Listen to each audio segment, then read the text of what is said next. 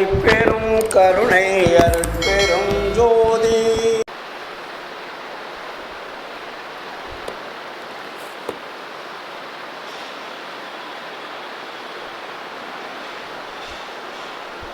அருட்பெரும் ஜோதி அருட்பெரும் ஜோதி தனிப்பெரும் கருணை அருட்பெரும் ஜோதி.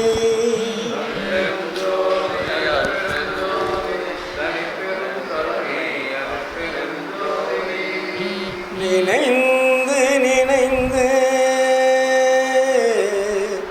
உணர்ந்து உணர்ந்து நெகிழ்ந்து நெகிழ்ந்து அன்பே நிறைந்து நிறைந்து ஊற்றெழும் கண்ணீர் அதனால் உடம்பு நனைந்து நனைந்து அருளமுதே நன்னிதியே ஞான நடத்தரசே என்னுரிமை நாயகனே என்று வனைந்து வனைந்து ஏத்துதும் நாம் வம்மின் உலகியலி மரணமிலா பெருவாழ்வில் வாழ்ந்திடலாம் கண்டி புனைந்துரையேன் பொய் புகழேன் சத்தியம் சொல்கின்றேன். பொச்சபையில் சிற்சபையில் புகும் தருணம் இதுவே புகும் தருணம் இதுவே புகும் தருணம் இதுவே. அருட்பெரும் ஜோதி அருட்பெரும் ஜோதி தனிப்பெரும் கருணை அருட்பெரும் ஜோதி. ஆன்மநேய ஒருமைப்பாட்டு உரிமையுடைய சகோதர சகோதரிகள் அனைவருக்கும் அதற்கும் நன்றி கலந்த வணக்கத்தையும் வாழ்த்துக்களையும் தெரிவித்துக் கொள்கிறேன். கடந்த மாதம் வள்ளலாருடைய மெய்ப்பொருளை பற்றி விளக்கமாக பேசி தெரிந்து கொண்டோம். அன்பர்களும் நிறைய வந்திருந்தார்கள். இன்று உங்களிடத்திலே சில உரையாடல்கள் என்றால் நாமும் பல ஆண்டுகளாக பேசுவதை கேட்டுக்கொண்டே இருக்கிறோம். ஆனால் வாழ்க்கையில் எந்த அளவிற்கு நாம் கடைபிடித்திருக்கிறோம் என்று பார்க்கின்ற பொழுது அது அவரவர்களுடைய வாழ்க்கை தரத்தை பொறுத்து தான் இருக்கும். நாம் முன்னாடி இருந்ததற்கும் இப்பொழுது வாழ்வதற்கும் என்ன வேறுபாடுகள், என்ன வளர்ச்சி? ஒருவேளை நாம் வள்ளலாருடைய கொள்கைகளை முழுமையாக முடியாவிட்டாலும் கடைபிடிக்க முடியாவிட்டாலும் ஓரளவிற்காவது கடைபிடிக்கிறோமா என்ற ஒரு திருப்தி, இல்லை முழுவதுமாக செவிகளிலே கேட்டு சங்கத்தை விட்டு வெளியே போனவுடன் அதை மறந்துவிட்டு பழைய எப்போதும் போல் செய்கின்ற வேலையை செய்கிறோமா என்பதையெல்லாம் நாம் சிந்திக்க வேண்டும். சத்து விசாரம் என்பது நம்மை கொஞ்சம் மேலே ஏற்றுவதற்கு மாற்றிக்கொள்ளக்கூடிய வாழ்க்கை முறைகள். ஏனென்றால் எல்லோரும் இந்த உலகத்தில் தான் பிறந்திருக்கிறோம். எல்லாமே இறைவனுடைய படைப்பு தான். இந்த இறைவனுடைய படைப்பிலே இறைவன் யார் என்பதை நாம் தெரிந்து கொண்டால் மட்டுமே நம்மளுடைய வாழ்க்கை மகிழ்ச்சியாக இருக்கும், உற்சாகமாக இருக்கும். நாம் அதிலிருந்து தடுமாற மாட்டோம். நாம் தடுமாறுவதற்கு அடிப்படை காரணமே கடவுள் யார் என்பதை நாம் முழுமையாக உணராத காரணம்தான். அதை முழுமையாக நம்ம உணர்ந்துட்டோம்னா பிரச்சனைக்கு இடமே கிடையாது. ஏதோ எல்லா சாமியும் கும்பிடுறோம், வள்ளலார் சொன்னதையும் கும்பிடுறோம். அப்படி என்ற ஒரு வாழ்க்கை இருந்தால் அது சுகம் அளிக்காது. அது வேஸ்ட்டு தான் சொல்லலாம் கண்டிப்பாக. ஏன்னா வள்ளலார் அதில் ரொம்ப தீர்க்கமாக இருக்கார். நம்ம இப்போ நிறைய பார்த்திங்கன்னா சன்மார்க்கத்தில் இருக்கக்கூடிய அன்பர்கள் முழுவதுமே ஒரு 10% தவிர 90% எல்லாமே ஆற்றுல ஒரு கால் சேத்துல ஒரு கால் தான் வச்சிட்ருக்காங்க. வடலூருக்கும் வருவாங்க, சபைக்கும் வருவாங்க, ஜோதி தரிசனம் பார்ப்பாங்க, மறுபடியும் அங்கேருந்து எங்கெங்கே போகணுமோ போயிட்டு ஒரு ரவுண்ட் அடிச்சுட்டு அப்புறம் வீட்டுக்கு வருவாங்க. அது எவ்வளோ பெரிய ஒரு அறியாமை என்பது அவர்கள் புரிந்து கொள்ளவில்லை. அதை புரிந்து கொண்டால் அவர்கள் அது மாதிரி தவறுகளை செய்ய மாட்டார்கள். நான் ஒரு 15 ஆண்டுகளுக்கு முன்னாடி கூட சொல்லியிருக்கிறேன், உங்களுடைய வாழ்க்கையில் ஒரு மாற்றம் ஏற்பட வேண்டுமானால், பழையதை விட வேண்டுமானால், நீங்கள் வடலூருக்கு நீங்கள் மற்ற தெய்வங்களை அந்த பழைய பழக்க வழக்கத்தில் இருப்பதால் அங்கெல்லாம் சென்று பார்த்துவிட்டு வடலூர் ஜோதி தரிசனம் பார்த்துவிட்டு நேராக வீட்டுக்கு வந்தால் பலன் கிடைக்கும் ஓரளவுக்கு. ஆனால் வடலூருக்கு ஜோதி தரிசனம் பார்த்துட்டு நீங்கள் மற்ற ஆலய வழிபாட்டுக்கெல்லாம் போயிட்டு நேராக வீட்டுக்கு வந்தீங்கன்னா உங்களுக்கு பூரா ஆப்சண்ட்டு, 0 பாயிண்டில் தான் நிற்கும். அதில் ஒரு சுறு துளி கூட உங்களுக்கு லாபம் கிடைக்காது. அதே மாதிரி தான் நம்மளுடைய வழிபாட்டு முறையிலையும் நம்மளுடைய வீட்டில் செய்கின்ற செயல்கள் எல்லாமே அருட்பெருஞ்சோதி ஆண்டவர் தான் உண்மையான கடவுள் என்பது எப்பொழுது உங்கள் மனதில் ஆழமாக பதிகின்றதோ அப்பொழுதுதான் நம்மகிட்ட இருக்கக்கூடிய வினைப்பயன்கள் தீரும், துன்பம் அகலும். மற்றபடி நீங்கள் படிக்கிறதுனாலையும் பாடுறதுனாலையும் கேட்கறதுனாலையும் நமக்கு ஏதாவது ஒரு சிறு லாபம் கிடைக்குமானா கண்டிப்பாக கிடைக்காது. ஏதோ ஜீவகாருண்யம் பண்ணுறோம், அது ஒரு பர்சன்டேஜ் தான். அது ஜீவர்களுடைய துன்பத்தை போக்குவது. துன்பம்னா பசி தான் போக்குறீங்க, அதை விட்டால் வேறு எதையும் போக்கலை. ஜீவர்களால் ஏற்படும் துன்பத்தை போக்குகின்ற பழக்கம் வரணும், அது ஜீவகாருண்யம்னு அதுக்கு பேர். ஏன்னா ஜீவகாருண்யம் என்பது ஜீவர்களுக்கெல்லாம் சொன்னார். ஜீவர்கள்னா மனிதர்கள் மட்டும் வளர சொல்லலை, ஜீவன்னா உயிருள்ள ஜீவர்கள் எது எது இருக்குதோ அத்தனைக்கும் நம்ம உபகாரம் செய்யக்கூடிய அளவுக்கு இருக்கணும். புரியுதுங்களா? நம்ம ஏதோ பசியோடு வந்தால் ஒரு வாய் சோறு போட்டு அனுப்பிச்சிடுறோம், அது மட்டுமா ஜீவகாருண்யம் என்றால் இல்லை. வள்ளல் பெருமான் மிக தெளிவாக நமக்கு சொல்லியிருக்கார், எல்லா உயிர்களுக்கும் பசி முதல் பிணி, தாகம், இச்சை, எளிமை, பயம், கொலை, துன்பம். இப்போது எல்லா உயிர்களுமே கொலைப்படுது. மனிதர்கள் ஒரு சிலர் கொலைப்படாட்டியும் கூட கீழே இருக்கிற உயிரினங்கள் எல்லாமே அதிகமாக கொலைப்படுது. அது தாவரங்களாக இருக்கட்டும், ஊர்வன பரப்பனவாக இருக்கட்டும், மிருகங்களாக இருக்கட்டும், எல்லாமே கொலை தான் அதிகமாக நடக்குது. புரியுதுங்களா? அப்போது அந்த உயிரெல்லாம் நம்ம என்ன காப்பாற்றுறோமான்னா காப்பாற்றுறதுக்கு முடியல, காப்பாற்றுறதுக்கு வாய்ப்பும் கிடையாது. காரணம் அப்படிப்பட்ட ஒரு சூழல். சரி, அவன் பொருளை அவன் அடிக்கிறான், அவன் தின்றான், நம்ம போய் அதை எப்படி கேட்கறது அப்படின்ற ஒரு உணர்வு நமக்கு வந்துடுது. அதனால் நம்ம அதை பற்றி சிந்திக்கிறதும் கிடையாது, கேட்குறதும் கிடையாது. அப்போது நம்ம எப்படி எவ்வுயிரும் தம்முயிர் போல் என்னன்னு வள்ளலார் சொல்கிறார்ல.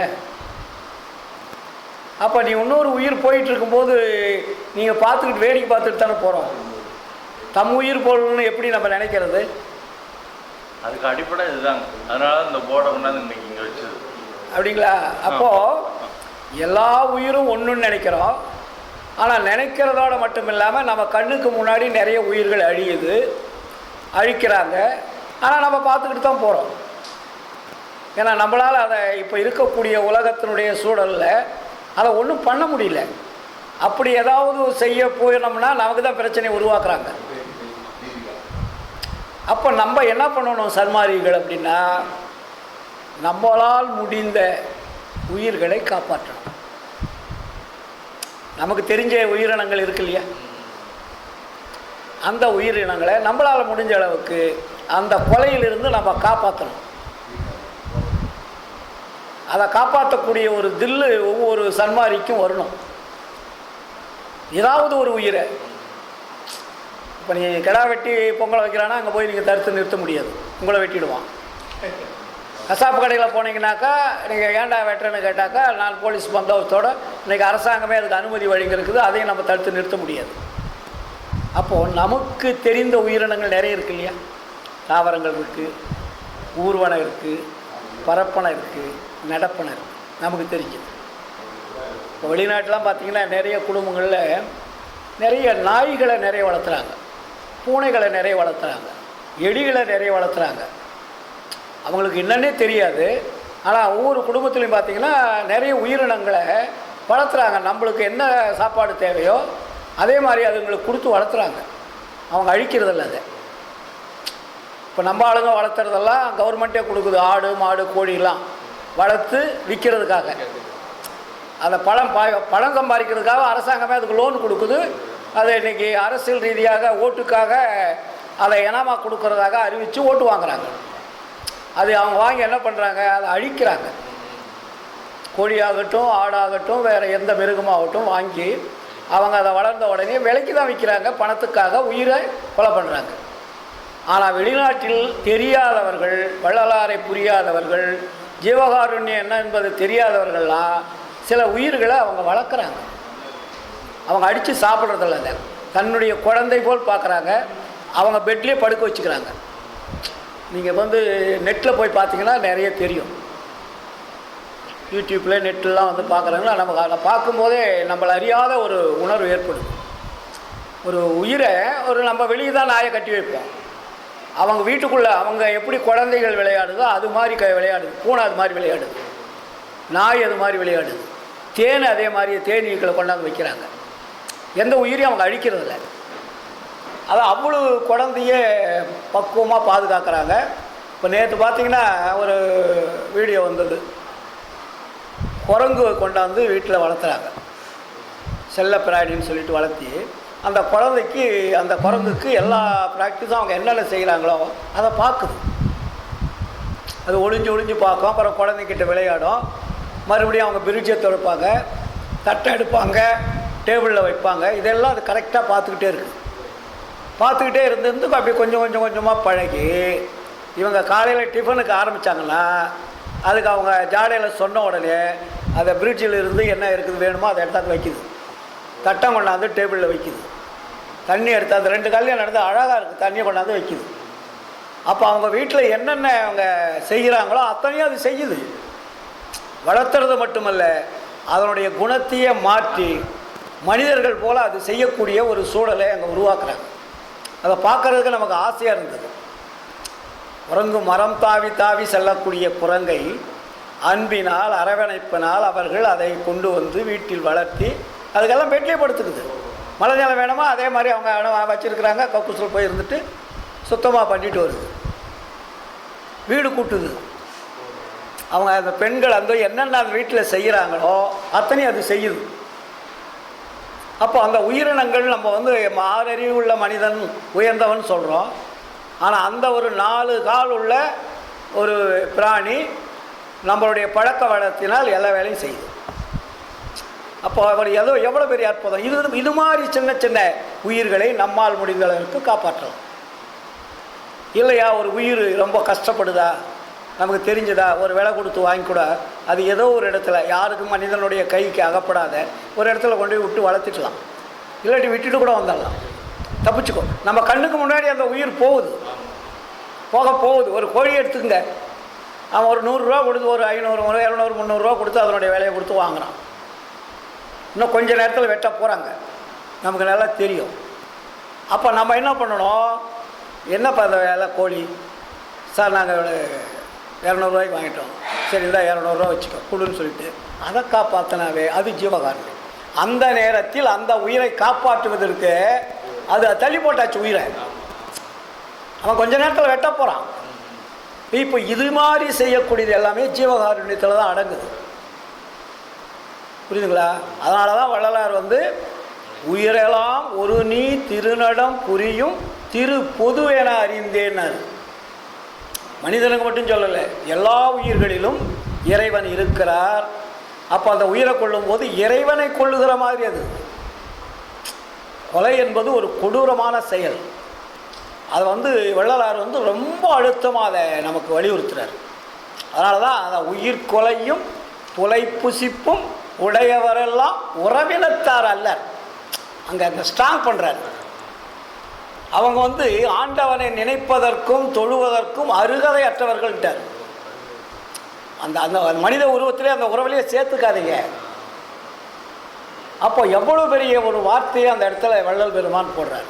அதனால தான் நம்ம எந்த உயிராக இருந்தாலும் நம்மால் முடிந்த அளவிற்கு காப்பாற்றக்கூடிய ஒரு செயலில் நம்ம ஈடுபடணும்.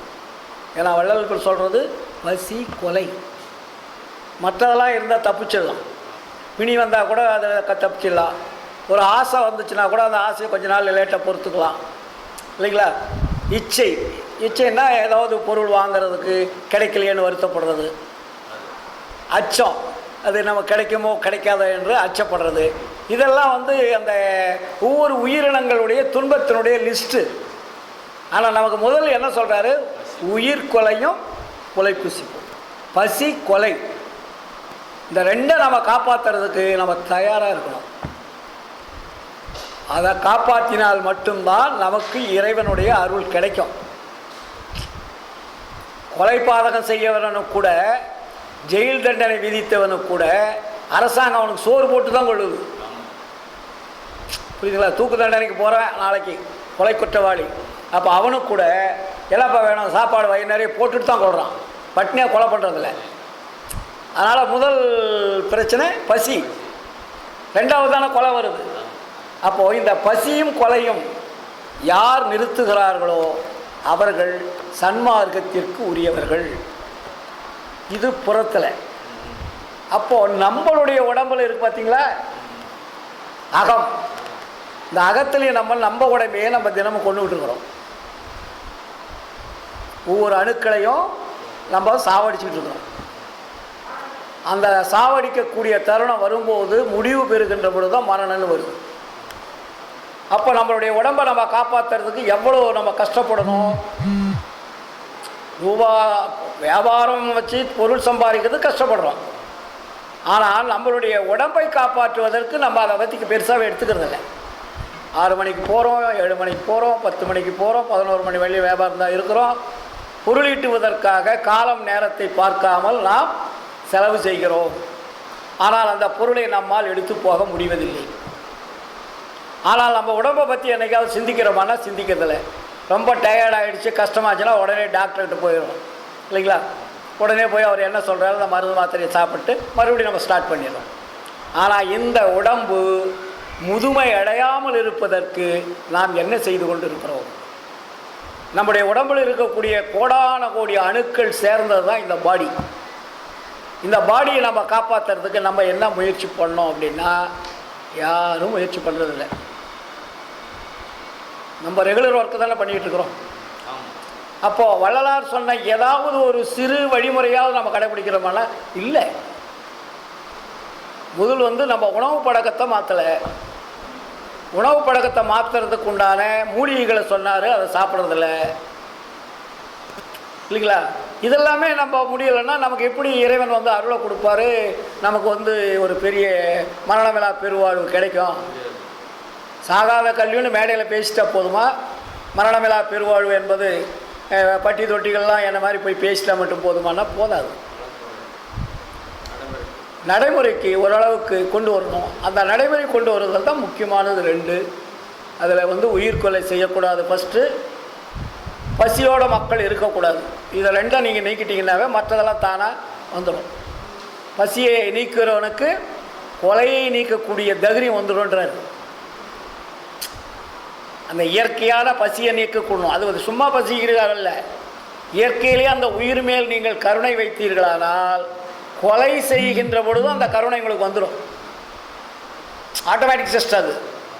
சரி, ஏதோ நம்ம சங்கத்தில் சாப்பாடு போடுறாங்க 20 வருஷமாக, காலையில் ஏதோ அவர் ஒரு சந்தாதாரர் கொடுக்குறாங்க, ஒரு 200 பேருக்கு போட்டோமா அப்படின்னு போகிறது ஜீவகாருண்யம் அல்ல. அது உண்மை இரக்கத்தோட, உண்மை தயவோட, உண்மை கருணையோட வரக்கூடிய தெய்வங்கள் என்று நம்பி அவர்களுக்கு அந்த உணவளிக்கணும்.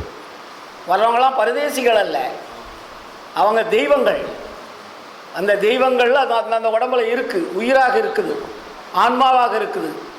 அப்போ அவங்கள மிரட்டுறது, திட்டுறது, பேசுறது அதெல்லாம் இருக்கக்கூடாது. அன்பினால் அந்த அன்னத்தை நம்ம கொடுக்கணும். இதெல்லாம் சின்ன சின்ன விஷயங்கள். நம்ம நிறைய பெரிய பேச்சு பேசி என்ன பிரயோஜனம்? சின்ன சின்ன விஷயங்களை நம்ம கடைப்பிடிக்கிறதில்ல. நாளைக்கு 200 பேர் வராங்க, காலையில் 150-200 பேர் வராங்க, அவங்கக்கிட்ட அன்பு காட்டணும். அவங்க அன்பு காட்டும் போது, அந்த அன்பா நீங்கள் உபசரிக்கும் போது அவனுடைய ஆன்மா அவங்கள வாழ்த்தும். பரவாயில்லையா? சன்மார்க்க சங்கத்தில் இருக்கிறவங்களாம் தங்கம். அவங்கள மாதிரி யாருமே இப்படி வந்து அன்பாக வந்து நமக்கு உணவு கொடுக்கறதில்ல. எப்போ போனாலும் தயவு அன்பை காட்டி நம்ம மரியாதை கொடுக்க. நம்ம ஒரு பரதேசியாக இருந்தாலும் கூட நமக்கு ஒரு மரியாதை காட்டி அந்த உணவு கொடுக்குறாங்கன்ற உணர்வு அவனுக்கு ஏற்படும். அப்போது அந்த உணர்வு தான் நம்ம ஆன்மாவை சுத்தப்படுத்தும். அந்த வைப்ரேஷன், அவனுடைய எண்ண அலைகள் நம்மளுடைய எண்ண அலைகளில் வந்து கலக்கும். அது கலந்தால்தான் நமக்கு கொஞ்சம் கொஞ்சமாக நம்மகிட்ட இருக்கக்கூடிய அந்த அழுக்கு என்ற திரை கொஞ்சம் கொஞ்சமாக கரையும். இதெல்லாம் சின்ன சின்ன விஷயங்கள். நம்ம இதை விட்டுட்டு பெரிய விஷயத்தை நம்ம பேசி என்ன பிரயோஜனம் இருக்குது? இப்போ வந்து தினம் அசட்டை செய்யாமல் கரிசாலையை சாப்பிடுங்கன்னு சொல்கிறார். அந்த வார்த்தையை அவர் யூஸ் பண்ணுறார் இல்லையா? அதுவும் அசட்டை செய்யாமல். அசட்டைன்னா அலட்சியம் செய்யாமல். சரி, அப்புறம் சாப்பிட்டுக்கலான்ற எண்ணம் கூட வரக்கூடாதுன்றார். ஏன் அதை சொல்கிறார் அவ்வளோ அழுத்தமா என்றால், உங்களுடைய உடம்பை பாதுகாக்கக்கூடிய மூலிகை அது. உடம்பை பொன்போல் பாதுகாக்கும் ஆற்றல் உடையதுன்னு எழுதுறாரு. பொண்ணுன்னா என்ன? தங்கம். தங்கத்தை நீங்கள் பாதுகாக்கிற மாதிரி உங்கள் உடம்பு அது பாதுகாக்குன்றாரு. அதை அலட்சியம் செய்யாமல் தினம் தினம் நீங்கள் சாப்பிட்ணும். அதை நம்ம யாராவது கடைப்பிடிக்கிறோமா ரெகுலராக? வெரி குட், ரொம்ப சந்தோஷம், மகிழ்ச்சி. இதெல்லாம் நம்ம கடைப்பிடிக்கணும். அப்போது நம்ம அதை ஏன் அதை சொல்கிறாருன்னா, அந்த மூலிகை தான் உங்களுடைய அணுக்களை பாதுகாக்கும். இந்த அணுக்கள் வந்து சீக்கிரம் வந்து விரயமாகாமல் அதை பாதுகாக்கக்கூடிய அந்த உணர்வுகளை அது உருவாக்கும். அதுக்கு மேல் கொண்டு தான் நம்ம உணவு முறைகளை கொஞ்சம் கொஞ்சமாக மாற்றணும். அப்போ அந்த மூலிகையை நம்ம சாப்பிடும்போது என்ன ஆகுது? நமக்கு பக்குவம் வருது. ரெண்டாவது மூலிகை என்ன சொல்கிறாரு? தூதுவளையை சொல்கிறார். தூதுவளை என்பது என்ன? அறிவை விருத்தி செய்யுன்றார். அறிவை விருத்தி செய்யும். நமக்கு அறிவு கிடையாது, அதனால் அறிவை விருத்தி செய்யணும்னு எழுதுறாரு. உங்களுக்கு அறிவில்லைன்னு வளரார் சொல்லலை. அறிவு விருத்தி செய்யணும்னா என்ன அர்த்தம்?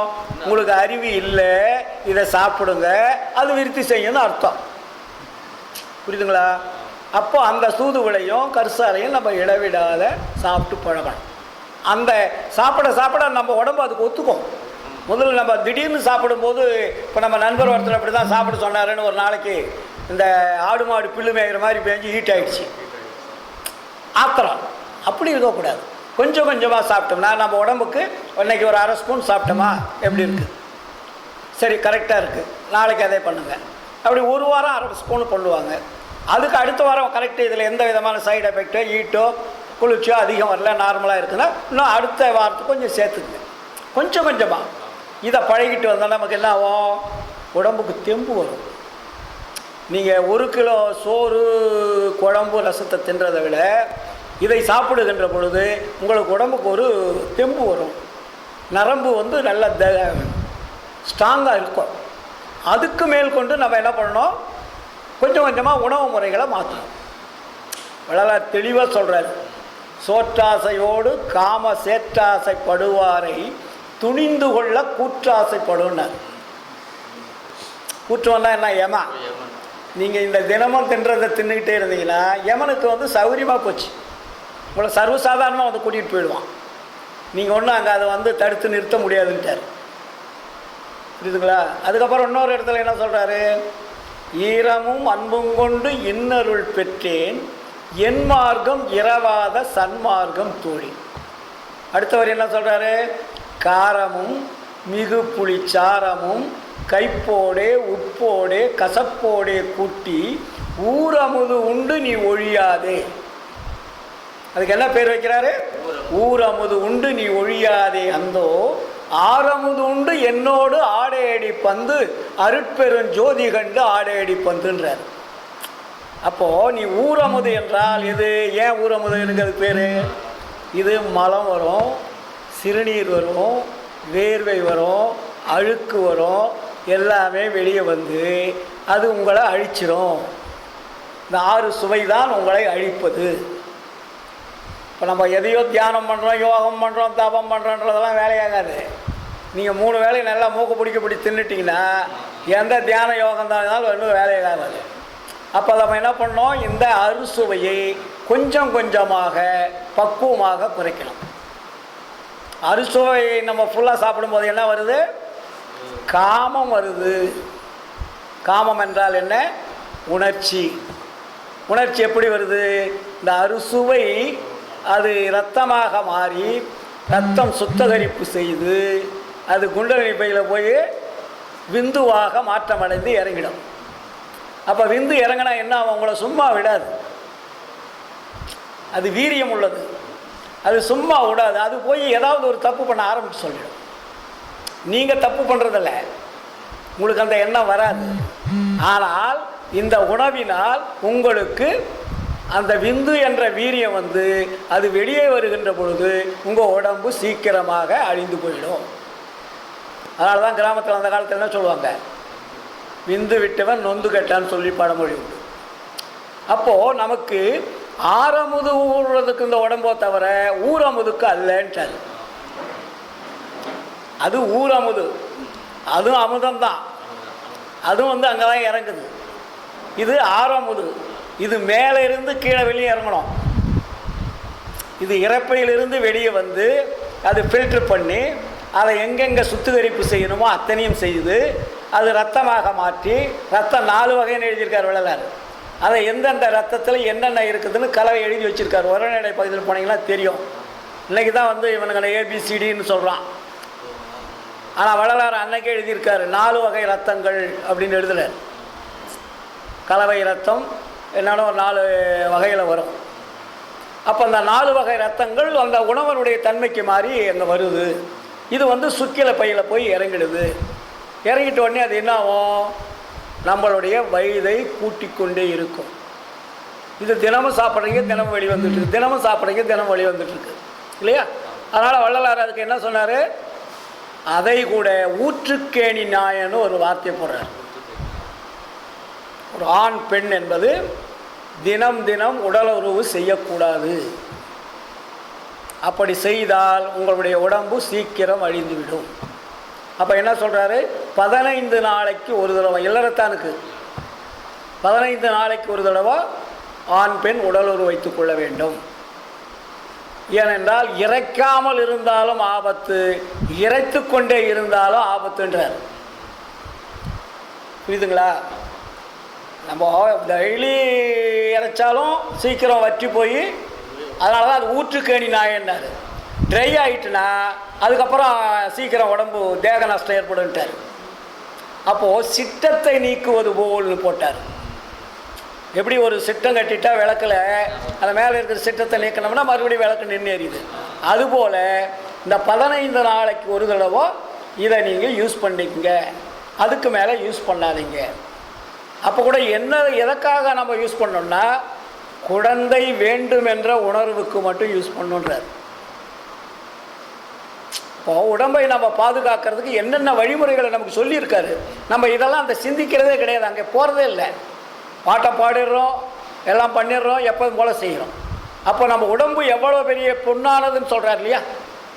உடம்பை பாதுகாக்குவது மிக மிக அவசியம். அப்போ இந்த மாதிரி நிலையில் என்ன, அது வந்து இடைவிடாது இறைவனை தொடர்பு கொள்ளுபவருக்கு சுக்கிலம் உண்டாகாதுன்ட்டார்.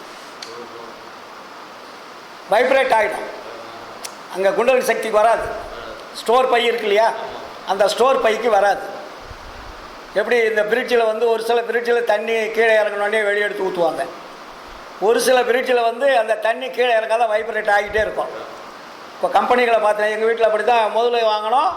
தண்ணி நம்ம எடுத்து ஊற்ற வேண்டியதில்லை, அது தண்ணி இறங்க இறங்க அது வைப்ரேட் ஆகி ஆகி வெளியே போயிடும். இப்போது வர இதில் வந்து கீழே ஒரு டேங்க் வச்சுருப்பான், அந்த கூலிங் ஆக ஆக தண்ணி ஃபில்டர் ஆகி அந்த டேங்க்கில் வந்து நிறைஞ்சிடும். மறுபடியும் அந்த டேங்கை கழட்டி நம்ம கொண்டு போய் வெளியே ஊற்றிட்டு மறுபடியும் சுத்தம் பண்ணிட்டு வைக்கணும்.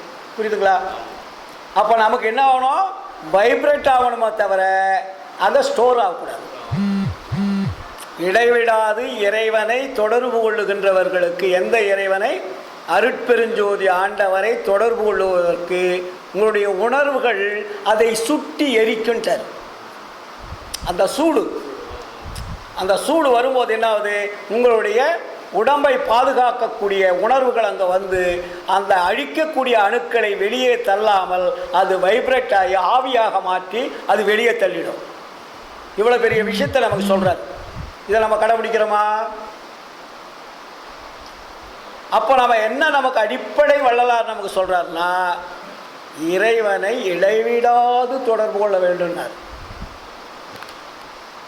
நான் மறந்தேன் எனினும் என்னைத்தான் மறவான் எனது நாயகன் என்றாடுகின்றேன். இதுவரையில் ஊன் மறந்தேன், உயிர் மறந்தேன், உன்னை மறந்தறியேன். எவ்வளோ பெரிய வார்த்தை அது! என்னுடைய உடம்பை மறந்து விட்டேன், என்னுடைய உணர்வுகளை மறந்து விட்டேன், எல்லாவற்றையும் மறந்து விட்டேன், ஆனால் உன்னை மறந்தறியேன். உன்னை என்னால் மறக்க முடியவில்லை. அப்போ அந்த எண்ணங்கள் எங்கே போகுது? ஆண்டவர் மேல் போகுது. ஆண்டவர் மேலே எண்ணம் போயிட்டா உங்களுக்கு பசி எடுக்காது, உணவு மேலே ஏக்கம் வராது, இதை சாப்பிட்லாம் அதை சாப்பிட்லான்ற எண்ணம் வராது. ஹோட்டல்களை தேடலாம், அதை ஸ்வீட்டு கடையில் தேடலாம், காய்கறி கடையில் தேடலான்ற எண்ணம்லாம் மறந்துடும். அப்போ அந்த உணவை பார்க்கின்ற பொழுது அது வந்து உங்களுக்கு வெறுப்பு உருவாகும். இந்த உணவனால் எவ்வளவு பெரிய ஆபத்து வருகிறது என்பதை உணரக்கூடிய தன்மை யாருக்கு வருகிறதோ அவர்கள் இறைவனை தொடர்பு கொள்கிறார் என்பது பொருள். புரியுதுங்களா? அதனால தான் அதுக்கு புழுக்கின்ற உணவுன்னு அதுக்கு பேர் வச்சார். அப்போ நமக்கு என்ன உணவு சொல்கிறார் வள்ளலார்? புழுக்காத உணவுகளை மாற்றுங்கள். ஏன்னா உடம்பு நிற்கணும். உணவு இதை சாப்பிடாத நிறுத்தினீங்கனாலும் உடம்புக்கு ஆபத்து, பட்னியாக போட்டாலும் டேஞ்சர்ஸ். அப்போது ஒன்றை நிறுத்தி ஒன்றை மாற்றுங்கள், கொண்டு வாங்க. ஏன்னா இதை விட அது எனர்ஜி ஜாஸ்தி. அப்போ அவர் என்ன சொல்கிறாரு? அது தேனு, கற்கண்டு, அயன் செந்தூரம், தாமர புஷ்பம். இது ஏன் சொன்னார்? பேரிச்சம்பழம். இது ஏன் சொல்கிறாரு? இது வந்து ஊரமுதை உருவாக்காது. அது சொன்னார், ஊரமுது உண்டு நீ ஒழியாது. ஊரமுது என்பது மலம் போகக்கூடிய உணவு பூரா ஊரமுது. அப்போ இது நாளும் மலம் வராது, அப்படியே வைப்ரேட் ஆகி உடம்புலேயே ரோல் ஆகிட்டு அது கொடுக்க வேண்டிய எசன்ஸை கொடுத்துட்டு வெளியே போயிடும். புரியுதுங்களா? அப்போ உங்களுக்கு பாத்ரூமு, லெட்டின்னு, கக்கூஸ் எதுவுமே தேவையில்லை. இதுதான் வந்து அந்த சுத்த சன்மார்க்கத்தினுடைய தீவிரமான ஒழுக்க நெறிகளிலே முதன்மையானது உணவு முறைகள். இந்த உணவு முறைகளை நம்ம கொஞ்சம் கொஞ்சம் கொஞ்சம் கொஞ்சமாக மாற்றணும். இப்போ இதை நீங்கள் சேர்க்க அது கொஞ்சம் கொஞ்சமாக குறைஞ்சிடும். நீங்கள் இப்போ சாப்பிட்றீங்க, அதை திடீர்னு நிறுத்திட்டு இதை சாப்பிட்டீங்கன்னா செட் ஆகாது. இதை நீங்கள் சாப்பிட்றீங்க, இதையும் சாப்பிடுங்க. இது சாப்பிட என்னாகும், அது மேலே உங்களுக்கு ஆட்டோமேட்டிக்காக வெறுப்பு வந்துடும். வெறுப்பு வரும்போது என்னாகும், இது மேலே இன்பம் வந்து அது மேலே வந்து அதை ஒதுக்கலான்ற எண்ணம் வந்துடும். இதுதான் மாற்றுவது. வள்ளலார் எதையுமே விட்டுடுங்கன்னு சொல்ல மாட்டார், மாற்றுங்கள்ன்றார். ஒன்றை விட வேண்டுமானால் ஒன்றை சேர்க்க வேண்டும். புரியுதுங்களா? அப்போ இந்த முறையை நம்ம கையாண்டோம்னா நமக்கு என்ன வராது? உடம்புக்கு நோய் வராது, ஆபத்து வராது, வயது முதிர்ச்சி அடையாது. என்றே எண்ணினும் இளமையோடு இருக்கக்கூடிய ஒரு ஆற்றல் நமக்கு வந்து கொண்டே இருக்கும். அதனால் வந்து நமக்கு பலம் குறைஞ்சுன்னு நினைக்காதீங்க. அவ்வளோ பெரிய பலம். தேனில், சர்க்கரையில், அயன் செந்தூரம், தாமர புஷ்பத்தெல்லாம் பலம் ஜாஸ்தி. அந்த நிலையை வந்து நம்ம உணவு முறைகளை மாற்றுவதற்கு பயிற்சி எடுக்கணும். ஆச்சுங்களா? ரெண்டாவது, வழிபாடு ரொம்ப ரொம்ப முக்கியம். இப்போ நம்ம என்ன நினைக்கிறோம் வழிபாட்டில்னா, காலையில் வந்து வழிபாடு பண்ணிட்டோமா வேலை முடிஞ்சுது. சாயந்தரம் வந்து விளக்கு பொருத்தி வச்சிட்டோம்னா வேலை முடிஞ்சுது. கடையில் போய் ஒரு பூ படத்துக்கு வச்சிட்டோம்னா வேலை முடிஞ்சுது இல்லையா? இப்படி தான் எல்லா வீட்லேயும் வழிபாடு நடக்குது. சன்மார்க்கியாக இருந்தாலும் சரி, சமயவாதம் யாராக இருந்தாலுமே வழிபாடுன்றது ஒரு குறிப்பிட்ட நேரத்தோடு அது முடிச்சிட்டோம். அது வெள்ளிக்கிழமை செவ்வாய்க்கிழமையாக கொஞ்சம் அதிகமாக செய்வோம். இல்லை மற்ற நாள்களில் கொஞ்சம் சாதாரணமாக விளக்கேற்றி வைப்போம். அது காலையில் வைப்போம், இல்லாட்டி சாயந்தரம் வைப்போம். அப்புறம் மறுபடியும் நம்ம வேலைகளை பார்க்குறோம். விளக்கு வைப்பது என்பது நம்முடைய வீட்டில் இருள் இருக்கக்கூடாது, ஒளியாக இருக்க வேண்டும் என்பதற்கு வீட்டில் விளக்கு. இதுவரையில் நீங்கள் உருவ வழிபாடு செய்து கொண்டு வந்தீர்கள். உருவ வழிபாட்டை மாற்றுவதற்காக ஒளி வழிபாட்டை வள்ளலார் கொண்டு வந்தார். ஒன்றை மாற்றணும் இல்லை, நீங்கள் உருவ வழிபாடு வேண்டாம்னா அப்போ எதை வணங்கணும்னு கேட்பாங்கல்ல. அப்போ அதுக்காக வள்ளலார் என்ன மாட்டார், ஒளி வழிபாடுன்றார். அப்போ ஒளி வழிபாடு என்பது அதுக்கு ஜாதி மதங்கள் கிடையாது. மற்றதுக்கெல்லாம் நீங்கள் ஒரு படத்தை வச்சிங்கன்னா அது மதம் சார்ந்தது, சமயத்தை சார்ந்தது. ஒரு மசூதிக்கு போனீங்கன்னா அது இஸ்லாம் மதத்தை சார்ந்தது. ஒரு சர்ச்சுக்கு போனீங்கன்னா கிறிஸ்துவ மதத்தை சார்ந்தது. இந்துக்கள் கோயிலுக்கு போனீங்கன்னா இந்து மதத்தை சார்ந்தது. வைணவ கோயிலுக்கு போனால் வைணவ சமயத்தை சார்ந்தது. அப்போ எல்லாத்துக்குமே ஒரு ஜாதி சமய மதங்கள்னு வச்சுருக்காங்க இல்லைங்களா? ஆனால் விளக்குக்கு ஏதாவது ஜாதி சமய மதங்கள் இருக்கா? அது எந்த இடத்துல வச்சாலும் வெளிச்சத்து தான் கொடுக்கும். ரெண்டாவது, அது மேல் நோக்கி தான் எரியும், கீழ் நோக்கி வராது. அது எந்த ஜாதி மதம் என்பது அந்த விளக்குக்கு தெரியாது. யார் வீட்டில் வேணாலும் இருக்கலாம். அதனால் அது பொது வழிபாட்டு முறைன்னு வள்ளலார் கொண்டு வந்தார். அப்போ அதுக்கு வேறு என்ன? பொது வழிபாட்டு முறை. அதுக்கு சாயங்கள் பூசாமல் அவர் வள்ளலார் என்ன அவர் சத்திய ஞான ஜோதினர். அதுக்கு சமரச சுத்த சன்மார்க்க சத்திய ஞான சபைன்னு வச்சு அதுக்கு சத்திய ஜோதி நித்திய ஜோதின்றார். அதுக்கு வந்து சத்திய ஜோதி, ரெண்டாவது நித்திய ஜோதி. அப்போ நம்ம என்ன பண்ணுறோம்? புறத்தில் தானே வச்சு வழிபாடு பண்ணுறோம். அப்போ உங்கள்கிட்ட என்ன வழிபாடு இருக்குது? நீங்கள் வழிபாடு விளக்கேற்றி வச்சுட்டு கடைக்கு போயிட்டீங்க, அந்த அம்மா இருக்காங்க விளக்கு வச்சுட்டு அவங்க வேலைக்கு போயிடுறாங்கன்னு வச்சுங்க. அப்போ வழிபாடு உங்களுக்கு என்ன அங்கே இருக்குது? அப்போ வள்ளலார் இங்கே என்ன சொல்கிறாரு? அடங்கு நாள் இல்லாது அமர்ந்தானை காண்பதற்கு தொடங்கு நாள் நல்லதன்றோ. கடவுள் வந்து அடங்காதவன். அவனை யாரும் அடக்க முடியாது, தடுக்க முடியாது, நிறுத்த முடியாது, நீங்களாக உருவாக்க முடியாது. ஆண்டவர் இல்லை என்றால் இந்த உலகம் இயங்குமா? அண்டங்கள் இயங்குமா? அவர் ஓய்வு எடுக்க முடியுமா? அப்போது அதனால் வள்ளலார் என்ன சொல்கிறார்? அடங்கு நாள் இல்லாது அமர்ந்தானை காண்பதற்கு தொடங்கு நாள் நல்லதன்றோ நெஞ்சே தொடங்கு நாள் நல்லதன்றோ. நீங்கள் ஜோதி வச்சுட்டீங்க, வேலை முடிஞ்சிருச்சு இல்லைங்களா? அதுக்குன்னு ஒரு நேரம் காலம்னு வச்சுருக்கிறீங்க. ஆனால் கடவுள் நேரங்காலத்தை பார்த்தா என்ன ஆகும்? நான் காலையில் தான் சூரியன் உதிக்கிறத நான் இன்றைக்கி உதிக்க மாட்டேன், 12 மணிக்கு தான் உதிக்கிறேன்னா நீங்கள் என்ன பண்ணுவீங்க? அது நேரங்காலம் பார்க்குதா? அப்போது இறைவன் அடங்காதவன், உங்களுடைய ஆன்மாவும் அடங்காதது. உடம்புல இருக்கக்கூடிய ஆன்மா அது ஏதாவது ஓய்வு எடுக்குதா? அது ஓய்வு எடுத்தால் அந்த உடம்பு என்ன ஆகும்? சவமாயிடும். சிவம் என்பது சென்று விட்டால் சவம் என்பது வந்துவிடும் இல்லையா? அதனால தான் நம்ம சமயத்தில் கூட அன்பே சிவம்னாங்க. அங்கே அது அன்புன்னு பேர் வச்சாங்க. வள்ளலாருங்க என்ன சொல்கிறாரு? அது இடைவிடாது இயங்கிக் கொண்டிருக்கக்கூடிய மெய்ப்பொருள்னார். நம்ம உடம்புல எந்த இடைவிடாது, எப்படி ஆண்டவர் வந்து இடைவிடாது செயல்பட்டு கொண்டிருக்கிறாரோ அதே போல் உங்களுடைய உடம்பில் எப்படி தாயினுடைய கருவறையில் அது வந்து அமர்ந்து அது தனது வாழ்க்கைக்காக உடம்பை எடுத்து உயிரை எடுத்து வெளியே வந்து நீங்கள் செய்யக்கூடிய தவறுகளையெல்லாம் அது பார்த்து கொண்டு சாட்சியாக இருந்து கொண்டு உங்களுக்கு என்னென்ன செய்கிறோமோ அத்தனையும் அதுக்கு கூடவே இருந்து செஞ்சு கடைசியில் நீங்கள் அன்ஃபிட்டுன்னு நினச்ச உடனே தான் அது வெளியே போகுது. அது இருக்கும் வீட்டை நீங்கள் அழிக்கின்ற தருணம் வருகின்ற பொழுதுதான் அது வெளியே போகுது. புரியுதுங்களா? அப்போ அந்த உயிரையும் உடம்பையும் எப்படி பாதுகாக்க வேணும்? அது பாதுகாத்தா தானே ஆன்மா என்ற அந்த மெய்ப்பொருள் நிற்கும். அப்போ நம்ம என்ன செஞ்சுக்கிட்டு இருக்கிறோம்? ஆன்மாவை நிலைநிறுத்தக்கூடிய தன்மை நம்மிடம் இருக்கிறதா? எல்லாம் ஆன்மா ஆன்மான்னு பேசுகிறீங்க, ஆன்மநேயன்னு பேசுகிறீங்க, ஆன்மீகம் என்று பேசுகிறீங்க. ஆனால் ஆன்மாவை காப்பாற்றும் தகுதி நம்மிடம் இருக்கிறதா என்றால் இல்லை. எவன் ஒருவன் ஆன்மாவை உடம்பை விட்டு வெளியே அனுப்பாமல் இருக்கிறானோ அவன்தான் சன்மார்க்கி. மற்றவெல்லாம் சன்மார்க்கி என்ற லிஸ்ட்லேருந்து வள்ளலார் எடுத்துடுவார்.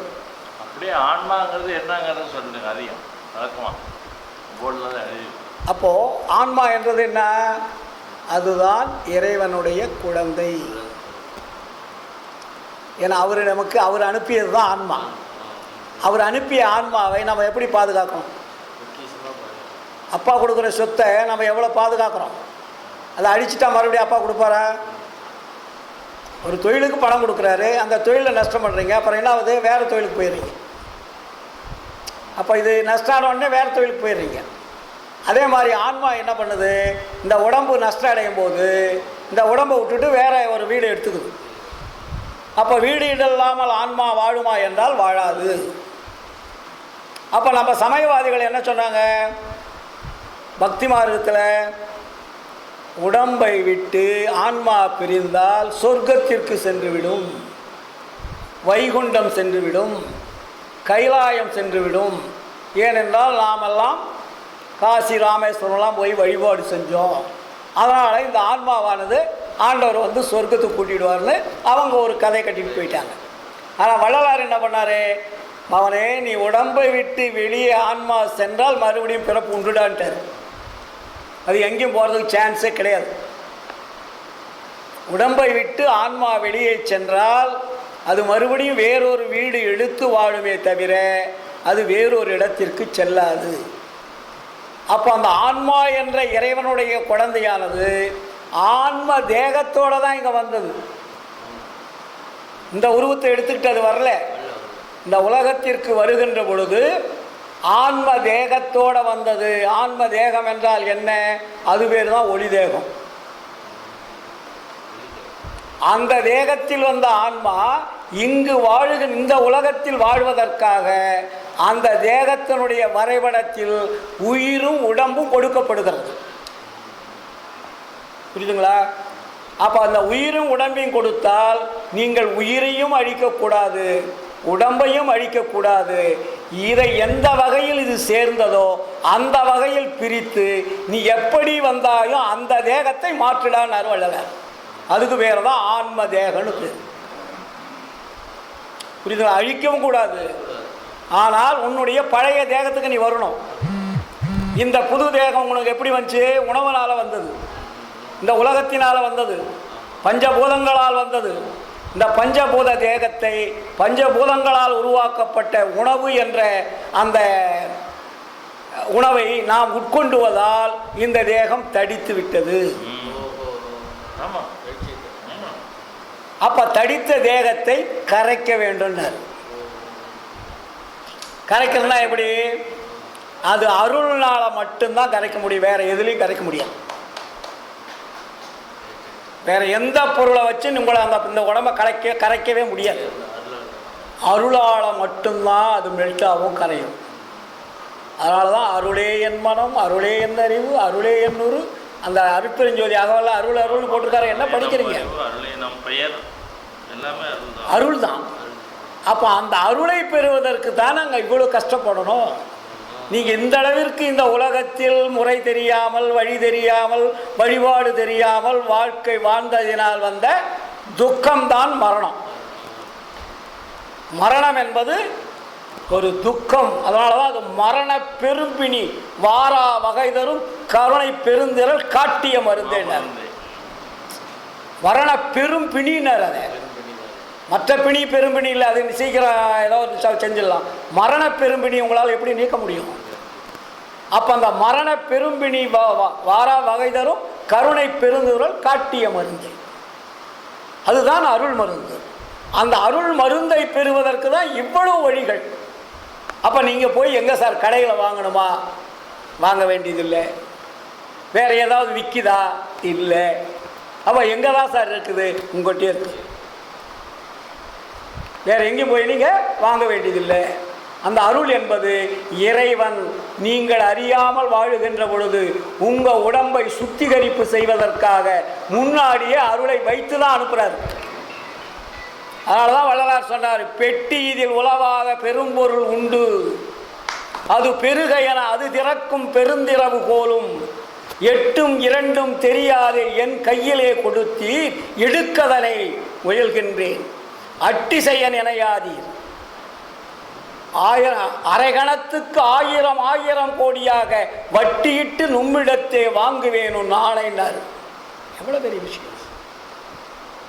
அப்போ பெட்டி இருக்கு, பூட்டு போட்டிருக்கு, அதுக்கு சாவி வேணும் அப்படின்னு சொல்லிட்டு இந்த சாவி எங்கடா கிடைக்குன்னா வள்ளலார் அந்த ஜீவகாருண்யத்தில் சொல்லிட்டார்.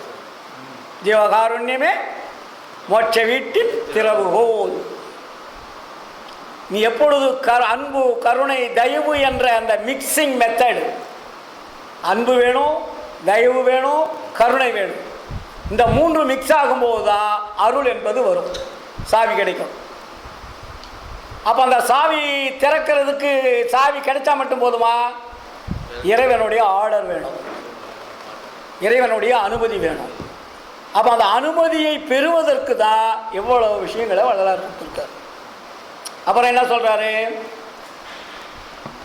வல்லவர் எல்லாமும் வல்லானை காணற்கு நல்ல நாள் எண்ணிய நாள் நெஞ்சே நல்ல நாள் எண்ணிய நாள். புரியுதுங்களா? வல்லானை காண்பதற்கு, வல்லன்னா யாரு? அருட்பெருஞ்சோதி ஆண்டவர். அவரை காண்பதற்கு நீங்கள் அலையணும். உங்கள்கிட்டே இருக்காரு. உங்கள்கிட்ட இருக்கிற கடவுளை நீங்கள் ஏன் தொடர்பு கொள்றதுக்கு பயப்படுறீங்க? வெளியில் இருக்கிற கடவுளை போய் ஏன் தேடுறீங்க? அப்போ தேடுறதுனால உங்களுக்கு ஏதாவது லாபம் இருக்கா? எதுவுமே கிடையாது. அப்போ என்ன இருக்குது? நமக்கு அதிகமாக நஷ்டம்தான் இருக்குது. அதனால தானே வள்ளலார் முதல் பாட்டியை ஞான சரிகளை போட்டார். நினைந்து நினைந்து உணர்ந்து உணர்ந்து போட்டார் இல்லையா? அப்போ நம்ம எங்கே இருக்கிறோம்? அது எப்படி இருக்கான்? தூண்டாத மணிவிளக்காய் துலங்குகின்ற தெய்வம்னார். நீங்கள் வைக்கிற விளக்கு தூண்டணும். அது உடம்புக்குள்ள எப்படி இருக்குது? தூண்டாத மணிவிளக்காய் துலங்குகின்ற தெய்வம். அது துரிய தெய்வம், அரிய தெய்வம், பெரிய பெரும் தெய்வம். நீங்கள் டெய்லி படிக்கிற பாட்டு தானே, அதில் இருக்கக்கூடிய கருத்துக்களை நம்ம புரிஞ்சிட்டோம்னா விளக்கிடும். அப்போது அது என்ன பண்ணுது பாருங்க, மாண்டாரை எழுப்புகின்ற மருந்தான தெய்வம், மாணிக்க வள்ளியை ஓர் வளத்தில் வைத்த தெய்வம், ஆண்டாரை ஆண்ட தெய்வம், அதுதான் அருஜோதி தெய்வம். புரியுதுங்களா? ஆகமவேதாதிகளாம் அறிவறிதான் தெய்வம். அவங்களுக்கு இந்த தெய்வத்தை பற்றி தெரியாது. யாருக்கு? வேதங்கள், ஆகமங்கள், புராணங்கள், இதிகாசம் பேசி பேசி பேசி நாட்டையும் நாட்டு மக்களையும் கெடுத்த அவர்களுக்கு இந்த அருட்பெருஞ்சோதியை பற்றி தெரியாதுன்றார். பல்லாயிரம் ஆண்டுகளாக இந்த நாட்டை அழித்து கொண்டிருப்பது எது என்றால் வேதங்கள், ஆகமங்கள், புராணங்கள், இதிகாசங்கள். அதனால தான் அடித்து சொல்கிறார் இங்கே வள்ளலாருங்க. ஏன்னா ஆண்டாரை ஆண்ட தெய்வம், அருஜோதி தெய்வம், ஆகமவேதாதி எல்லாம் அறிவறிதாம் தெய்வம். அப்புறம் என்ன சொல்கிறாரு? தீண்டாத வெளியில் வள தீண்டாத தெய்வம். நீங்கள் அதை தொட முடியுமா? பார்க்க முடியுமா? இதை விட நீங்கள் தொட்டு ஏற்றிடலாம். உங்களோட ஆன்மா உங்களால் தொட முடியுமா? ஆன்மா அவனுடைய தந்தையை தொட முடியுமா? அதனால தான் அது தீண்டாத வெளியில் வள தீண்டாத தெய்வம். அது எங்கே இருக்கு? சிற்சபையில் விளங்குகின்ற தெய்வம். அதே தெய்வம் உங்ககிட்ட சிற்சபையில் இருக்கிறது ஐயா, வேற போய் தேடாத. உன்னை இயக்கிக் கொண்டிருக்கக்கூடிய அந்த ஆற்றல் மிகு ஆன்மாவை தொடர்பு கொள்ளாமல் நீ ஏன் அலைந்து கொண்டிருக்கிறாய்? வாங்க வாங்க, நான் வராட்டி கூட என் பொண்டாட்டி கூப்பிட்றேன், அதுக்குள்ளுக்காக போயிட்டு வரணும், கிளம்பிடுறோம்ல. ஜாதகம் பார்த்தோம், அந்த கோயிலுக்கு போய் இந்த கோயிலுக்கு போய் பரிகாரம் செய்ய சொன்னாங்க, அதனால் அதை போய் செஞ்சால் தான் நமக்கு வந்து குடும்பத்தில் நிம்மதி இருக்குன்னு சொல்லிவிட்டு நீங்கள் சன்மாதத்தில் இருப்பீங்க. பொண்டாட்டியை பேச்சு தட்ட முடியாது, குழந்தைய பேச்சு தட்ட முடியாது. போகலைன்னா அப்பாவை அன்ஃபிட்டுடுவான், பொண்டாட்டியை அன்ஃபிட்டுடுவாங்க. இப்போ இந்த வாழ்க்கை முறையை நம்ம வகுத்து வச்சுட்டோம். அப்போ நீங்கள் ஆரம்பத்திலேருந்தே உங்களுடைய இல்லறத்தில் இருக்கக்கூடியவர்களுக்கு சொல்லி புரிய வச்சுருந்தா இரு மனமும் ஒரு மனமாக இருக்கும். அது நம்ம மட்டும் போகிறோம், அவங்க எப்படியும் அவங்க வேலையை பண்ணிட்டு போகிறாங்க, நம்ம விட்டுட்டு வந்துடுறோம். நிறைய இப்போ பாருங்க, பொம்பளைங்க யாராவது இருக்காங்களா? ஒருத்தர் தான் இருக்காங்க. முதல்ல கொஞ்சம் 4-5 பேர் வந்தாங்க. அப்போது நம்ம ஆரம்பத்தில் என்ன பண்ணுறோம், அவங்கள ஒதுக்கிடுறோம். அவங்க வந்தால் தொல்லை, இல்லாட்டி அவங்கள கூட்டிகிட்டு போகணும், அதை கூட்டிகிட்டு போனால் வர வழியில் ஏதாவது வாங்கி கொடுக்க சொல்லுவாங்க.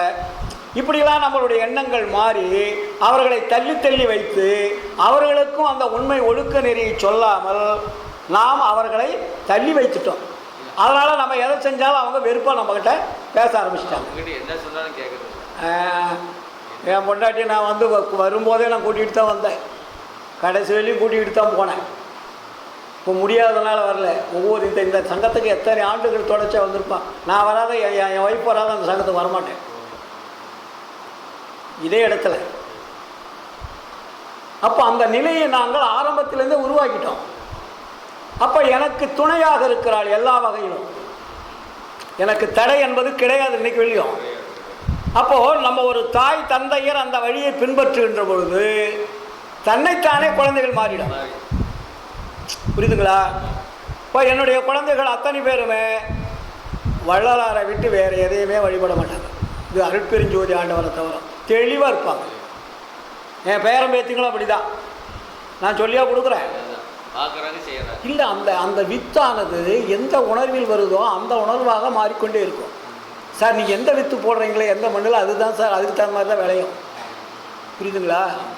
அப்போ எங்களுடைய உணர்வுகள் அது உணர்வான அந்த உணர்வு நல்லொழுக்கத்தினுடைய உணர்வுகளாக வித்துவாக உருவானது. அப்போ அவங்களுடைய அந்த எண்ண அலைகள் சொல்லாமல் செயல்படும். அதனால தான் வள்ளலார் சொல்வார், பரநாள் சந்ததி இல்லாமல் வருந்துகின்ற சம்சாரிகள் ஜீவகாருண்யமே விரதமாக அனுசரிப்பார்களே ஆனால் அவர்களுக்கு நல்ல அறிவுள்ள குழந்தை பிறக்குன்னு எழுதுறார். புரியுதுங்களா? இப்போ நான் போன வாரம் கூட கரு உண்டாகும் இதன்னு ஒரு ஸ்டார்ட்டில் போட்டு விட்டேன். குழந்தை இல்லாதவர்கள் தவிக்கின்ற தவிப்பு, அவர்கள் யாரை நம்பி எப்படியெல்லாம் ஏமாறுகிறார்கள். பூசாரிகளை நம்பி ஏமாறுகிறார்கள், ஜோதிடர்களை நம்பி ஏமாறுகிறார்கள், வழிபாட்டு முறைகளை நம்பி ஏமாறுகிறார்கள். இப்படி நிறைய அதுக்கு தொடர்பெல்லாம் கொடுத்துட்டு இந்த ஏமாற்று வேலை தேவையில்லை. அப்போ வள்ளலார் சுக்கிலம் உண்டாகும் விதம் என்பதெல்லாம் எழுதியிருக்காரு.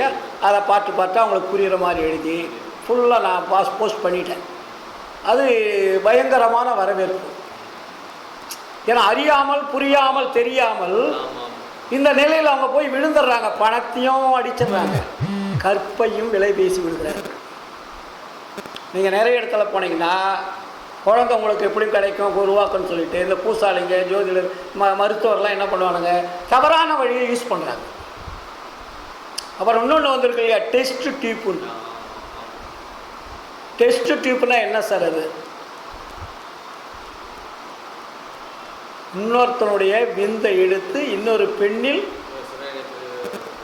அனுப்புவதுக்கு பேர் தான் டெஸ்ட் டியூப். அதுக்கு இப்போ அந்த பொண்ணு விபச்சாரமே பண்ணிடலாம். புரியுதுங்களா? அவன் யாரோ என்னவோ எந்த விந்தோ எந்த சுக்கிலமோ இந்த கருமுட்டைக்கும் அந்த கருமுட்டைக்கும் ஒத்துட்டுச்சுனாக்கா ரெண்டையும் டெஸ்ட் பண்ணி டியூப்பில் வச்சு விட்டுருவான். அப்போ அந்த குழந்தை எப்படி இருக்கும்? அப்போ அந்த அந்த அப்பாவை மதிக்குமா, மற்றவங்களை மதிக்குமா? இதனுடைய ஜீன்ஸ் அதனுடைய ஜீன்ஸ் வேறுபட்டுரும். குடும்பத்தில் பின்னாடி வளர அது என்ன இப்போ தானே நிறைய 10-15 வருஷமாக அப்படி உருவாக்குறாங்க. அவங்க வளர்ந்து வரும்போது தான் அந்த வாழ்க்கை முறை எப்படின்னு தெரியும். இதெல்லாம் தேவையற்ற விஞ்ஞானங்களை கண்டுபிடித்து கருவிகளை கண்டுபிடித்து பணத்தை கொள்ளையடிப்பதற்காக செய்கின்ற சூட்சுமம்.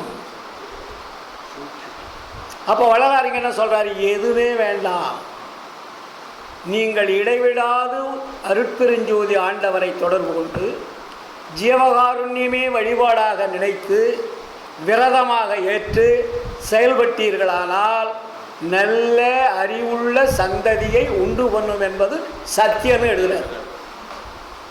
அப்போ உங்களுடைய ஜீன்ஸ் அது மாற்றிடும். பழைய அந்த அசுத்த அணுக்களை மாற்றி சுத்த அணுக்களாக அது மாற்றும். எப்படி? ஜீவகாருண்யத்தினால. மற்றவருடைய ஆற்றல் நம் இடத்திலே வந்து பதிய பதிய பதிய என்னாவோ நம்முடைய உணர்வுகள் அணுக்கள் எல்லாமே சுத்திகரிப்பு செஞ்சிடும். அதே மாதிரி இடைவிடாது இறைவனை தொடர்பு கொள்வதனால் உடம்பே சுத்தமாயிடும். அதனால தான் எங்கள் வள்ளலார் நமக்கு சொல்கிறாரு, காலம் கடந்த கடவுளை காணற்கு காலம் கருதுவது. இறைவன் காலம் கடந்தவர், அவரத்தை போய் நீங்கள் பார்க்கறதுக்கு நேரங்காலத்தை பார்த்து வழிபாடு பண்ணுறீங்க இல்லையா? காலம் கடந்த கடவுளை காண்பதற்கு காலம் கருதுவதே நெஞ்சே காலம் கருதுவதே. வச்சுங்களா? எப்போ அந்த பாடல் பூரா அற்புதமான பாடல்கள், தனிப்பாடல்கள் வரும். அப்புறம் தடையாதும் இல்லா தலைவனை காணற்கு தடையாதும் இல்லை கண்டார். நீ அவனை தொடர்றதுக்கு இந்த தடையும் கிடையாதுட்டார். மற்றவங்களை தொடுவதற்கு தடை உண்டு. புரியுதுங்களா? ஏன்னா உங்கள்கிட்ட இருக்கக்கூடிய ஆன்மா இறைவனால் அனுப்பியது. ஆனால் அந்த உண்மையான இறைவனை நீங்கள் தொடர்பு கொள்ளுகின்ற பொழுது அங்கே தடை என்பது கிடையாது. நீங்கள் உண்மையான இறைவனை விட்டுட்டு வேறொரு இறைவனை வணங்கினா அங்கே தடை வந்துடும். அந்த தடை என்பதான் மாயினால் உருவாக்குவது. மாயன்னு சொல்கிறீங்க இல்லையா? அப்போ மாயை என்ன பண்ண தப்பு பண்ணுறான்னு அர்த்தம். அது புரிஞ்சுக்கும். ஏன்னா மாய்க்கு தெரியும் நம்ம என்னென்ன பண்ணுறோம்னு. மாயை என்பது சாத்தான் என்பது சைத்தான் என்பதெல்லாம் ஒன்று தான். அப்போ எத்தனை என்ன பண்ண நீங்கள் செய்கிற தவறுகளுக்கெல்லாம் அதுதான் அவங்களுக்கு தண்டனை கொடுக்குறது. அப்போது உண்மையான தெய்வத்தை நீங்கள் தொடர்பு கொண்டால் மாயை உங்கள் விட்டு விலகிவிடும். உங்களுக்கு வரவேற்பு கொடுக்கும், பாதுகாப்பு கொடுக்கும், உங்களுக்கு ஆபத்தை உருவாக்காது. இவ்வளோ பெரிய விஷயங்கள் இருக்குது. அதனால தான் தடையாதும் இல்லா தலைவனை காண்பதற்கு தடையேதும் இல்லை கண்டார். அங்கே தடை என்பது கிடையாதுன்ட்டார். அதாவது கையுள்ள அமுதத்தை வாயுல அமுதாக்க பையுலானுக்கு என்னையோ நெஞ்சே பையுலானுக்கு என்னையோன்னு சொல்கிறார். அப்போது உன்னுடைய கையில் இருக்குது, அது வாங்கி போகிறதுக்கு எவ்வளோ நேரம் ஆகும்? நீ வேறு இடத்துல போய் வாங்கிட்டு வந்தால் தானே சாப்பிட்றதுக்கு கஷ்டம், நேரம் ஆகும். முன்னாடியே இருக்குது, அதை எடுத்து சாப்பிட்றதுக்கு நீ ஏன் கஷ்டப்படுற? அப்போ உன்னுடைய ஆன்மாவில் அமுதமாக வைக்கப்பட்டு இருக்கிறது, அதை எடுக்கிறதுக்கு நீ ஏன்டா கஷ்டப்படுறன்றாரு. கண்ணுக்கு முன்ன உடம்புக்குள்ளே இருக்குது. நீங்கள் போய் எங்கே விலை கொடுத்து வாங்க வேண்டியதில்லை, வெளியே போய் தேட வேண்டியதில்லை. அப்போ நம்ம என்ன பண்ணிகிட்டு இருக்கிறோம்? நம்ம தான் சிந்திக்கணும். அப்போ நம்ம என்ன பண்ணணும்? இறைவனை இடைவிடாது தொடர்பு கொள்ள வேண்டும். இன்னொன்று, நாம் உணவு முறைகளை மாற்ற வேண்டும் இல்லையா? உணவு முறைகளை மாற்றிட்டீங்கன்னாவே ஒழுக்கம் என்பது தானாக வந்துடும். இந்த ஒழுக்கம் கெட்டு போச்சுன்னு சொல்கிறாங்களா? எப்படி கெடுது? உணவுனால தான் கெடும் ஒழுக்கம். புரியுதுங்களா? வள்ளுவர் சொன்னார், ஒழுக்கம் விழுப்பம் தரலாம், ஒழுக்கம் உயிரினும் ஓம்பப்படுங்க. விளக்கம் சொன்னாரா? இல்லை. ஆனால் வள்ளலார் வந்து தான் அந்த ஒழுக்கத்துக்கு முதல் அடி கொடுத்தாரு. முதல்ல இந்திரிய ஒழுக்கத்துக்கு வாடான்னார். இந்திரியம் என்றால் புறக்கருவிகள். இந்த புறக்கருவிகள் செய்யக்கூடிய செயல்பாட்டினால் தான் உங்களுக்கு துன்பங்கள் வந்து கொண்டு இருக்கிறது.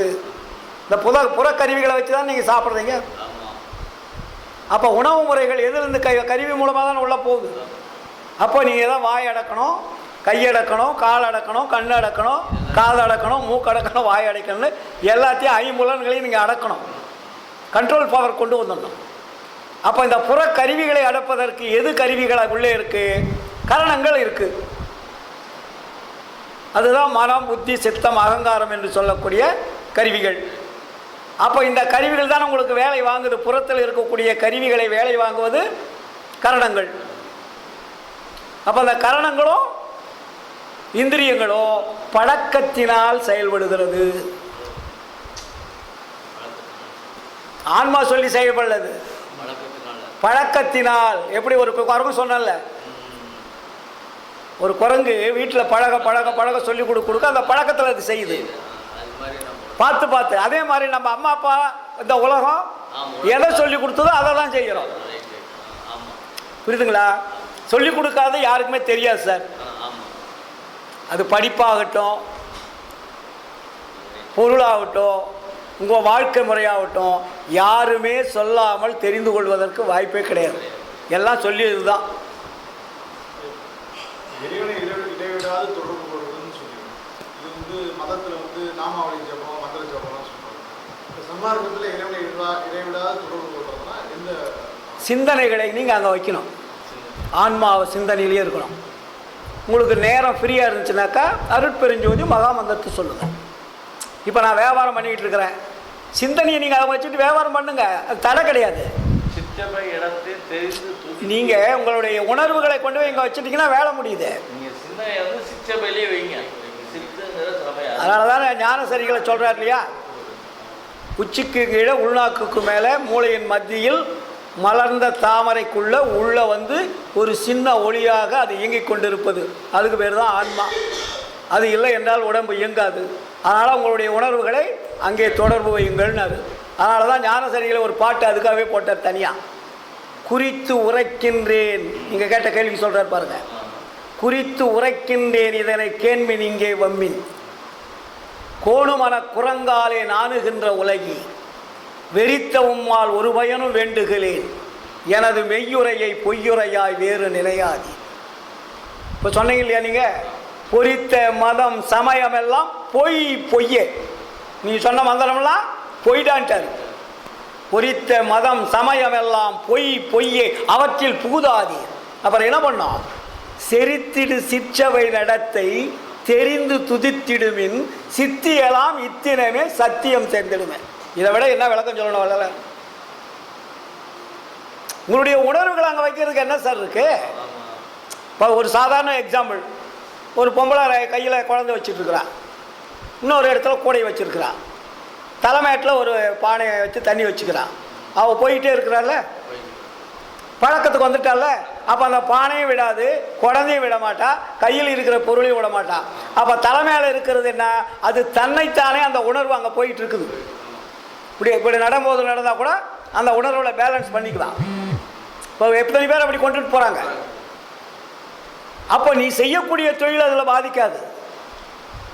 உணர்வுகளை வைக்கிறதுக்கு நமக்கு என்ன இருக்குது? இப்போ நான் போயிட்டு இருக்கிறேன், ட்ரெயினில் வேலை செஞ்சுட்டு இருக்கேன், படிச்சுட்டு, என் உணர்வு அங்கே தான் இருக்கணும். அங்கே உணர்வு வந்தால் தான் நான் பேச முடியும், இல்லாட்டி பேச முடியாது, லாக் ஆகிடும். நான் ஏதோ ஒன்று எடுப்பேன், ஏதோ ஒன்று பேசுவேன், இடையில் வந்து எனக்கு அதை எடுத்து கொடுக்கும், கடவுள் கொடுக்கணும். அப்போ என்னுடைய உணர்வுகள் அங்கே போகும்போது எனக்கு தெரியாத வார்த்தைகள் வந்து விழும். புரியுதுங்களா? உங்களை அழிப்பதற்கல்ல, உங்களை வாழ வைப்பதற்குத்தான் அது வேலை செய்கிறதே தவிர உங்களை மாற்றி தள்ளுவதற்கு அல்ல.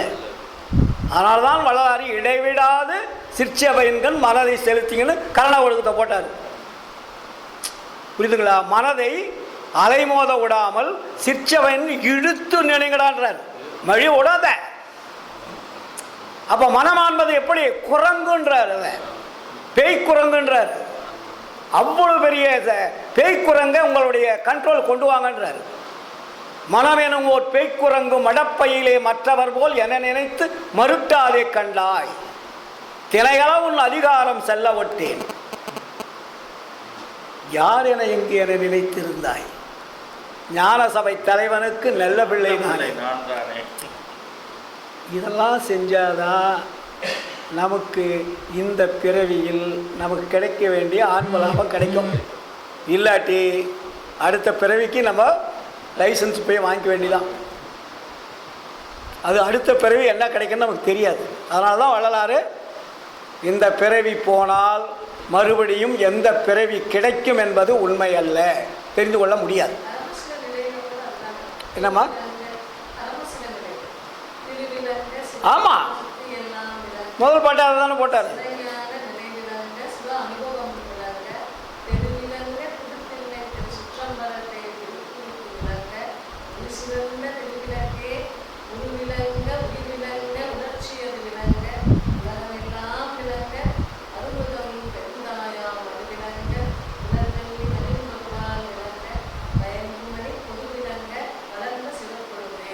தெளிவாக சொல்லிட்டார் இல்லையா? உங்களை விளக்கக்கூடியது. எல்லாமே விளங்கனே போட்டு வருது. அப்போது உங்களை உள்ளிருந்து உணர்ச்சி அது விளங்குன்னு சொல்கிறல்ல, அந்த உணர்ச்சியை நீங்கள் அந்த உணர்ச்சியை நீங்கள் வெளியே தள்ளாமல் அங்கே வச்சுட்டிங்கன்னா வேலை முடியும் சார். நம்ம ஒரு உணர்வில் தான் சார் எல்லாமே செய்கிறோம். நீங்கள் வண்டி எடுக்கிறீங்க, வீட்டுக்கு போகணுன்ற உணர்வு வந்தால் தானே போவீங்க. அந்த உணர்வு மாறி கடை வீதிக்கு போயிட்டு போகலான்னா உணர்வு மாறுது. வண்டி எடுத்துருவீங்க, வீட்டுக்கு போகலான்னு எடுத்துட்டீங்க, ஒரு செகண்டில் அந்த கடைக்கு போய் ஒரு பொருள் வாங்கலாமே, அப்போ உணர்வு அங்கே மாற்றுது, மாற்றம் அடையுது. அதான் புத்தி மாற்றுறது. மனம் நினைக்குது, புத்தி மாற்றுகிறது, சித்தம் நிச்சயம் செய்கிறது, அகங்காரம் செயல்படுகிறது. ஒரு செகண்ட் பை செகண்டுக்குள்ள வேலை நடக்கும். புரியுதுங்களா? இதையெல்லாம் நாம் கடைபிடித்தால் மட்டுமே, நாம் பாடுவதாலோ இல்லை வேறு ஏதாவது வகையில் மந்திர ஜாலங்களாகவோ நமக்கு எந்த ஒரு ஆற்றலும் கிடைக்காது. நம்முடைய வாழ்க்கை நம் கையில் இருக்கிறது, நம்முடைய ஒழுக்கம் நம் கையில் இருக்கிறது. நாம் எந்த அளவிற்கு ஒழுக்கத்தோடு வாழுகின்றோமோ அந்த ஒழுக்கம்தான் உயிரையும் காப்பாற்றும், உடம்பையும் காப்பாற்றும். ஒழுக்கம் தவறினால் மரணம் நிச்சயம் என்பதை கூறிக்கொண்டு, இந்த அளவிற்கு நீங்கள் தினமும் நாம் படிப்பதை விட சிந்திக்க வேண்டும். சத்விச்சாரம் இன்றைக்கி நம்ம சத்விச்சாரம் பண்ணியிருக்கோம். இந்த விசாரத்தில் நாம் தெரிந்து கொள்வது என்ன? அன்றைக்கி கடவுள் ஒருவரே என்பதை நினைத்து கடவுளை இடைவிடாது தொடர்பு கொள்வது. ரெண்டாவது, வாழ்க்கை முறையை உணவு முறையினால் எதை எதை விட வேண்டும், எதை எதை சேர்க்க வேண்டும், இல்லையா? இதையெல்லாம் நாம் கடைபிடித்து வந்தால் நம்முடைய வாழ்க்கை ஊரமுது இல்லாத ஆரமுது கிடைக்கும், இல்லைங்களா? அப்போ நம்ம என்ன பண்ணுறோம்? ஊரமுதை உண்டு ஒழிந்து கொண்டிருக்கிறோம், ஆரமுது உண்டு நம்மை ஆள வைக்கக்கூடிய ஒரு சூழல் வரணும். இதை நாம் தெரிந்து கொண்டோமானால் இன்றிலிருந்து நம்முடைய வாழ்க்கையை கொஞ்சம் மாற்றுங்கள். மாற்றிவிட்டால் அது மாறிக்கொண்டே இருக்கும். மாறாது இருக்கிற வழி தான் கஷ்டம். புரியுதுங்களா? நீங்கள் உங்களை கொஞ்சம் மாற்றிடுங்க பாருங்கள், அது உங்களை கூட்டிகிட்டு போயிடும். ஆனால் இதுவரையில் அமைதியாக இருந்து இந்த விசாரத்தில் கலந்து கொண்ட அத்தனை அன்புள்ளங்களுக்கும் நீண்ட ஆயுள், நிறைந்த செல்வம், அழியா புகழும் அருளும் கொடுத்து எல்லாம் வல்ல அருட்பெருஞ்சோதி ஆண்டவர் ஆட்கொள்ள வேண்டும் என்று கூறிக்கொண்டு, இந்த வாய்ப்பளித்த ஈரோடு சமரச சுத்த சன்மார்க்க சத்திய சங்க அன்பர்களுக்கு வந்தனம், வணக்கம். வாழ்க வாழ்க, எல்லோரும் நீடு ஒழி வாழ்க, எல்லா உயிர்களும் இன்புற்று வாழ்க. மகாமந்திரத்தை சொல்லுங்கள். அருட்பெரும் ஜோதி அருட்பெரும் ஜோதி தனிப்பெரும் கருணை அருட்பெரும் ஜோதி அருட்பெரும் ஜோதி அருட்பெரும் ஜோதி தனிப்பெரும் கருணை அருட்பெரும் ஜோதி அருட்பெரும் ஜோதி அருட்பெரும் ஜோதி தனிப்பெரும் கருணை அருட்பெரும் ஜோதி.